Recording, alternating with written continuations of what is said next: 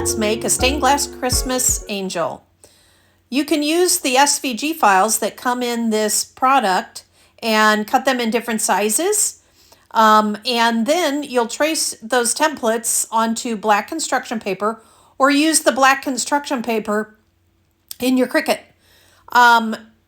In my classroom, what I do is I give each student 2 pieces of black construction paper, tape them together, and then they trace the template.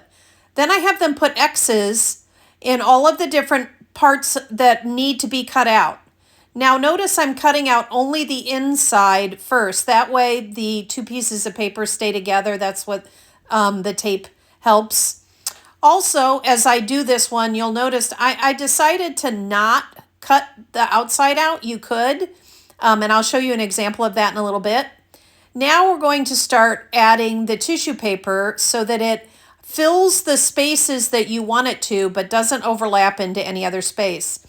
I like to trace the shape I want to cut it as, and then I just cut out about 1/4 inch outside the edge of where I trace, because the tissue paper has to sit on the construction paper around the edge of the opening. So you want it to cover the opening. You'll see on the wings that I went ahead and traced it once, but I cut out 2 versions. I cut out 2 wings because I knew I needed the same shape, so that saved me time.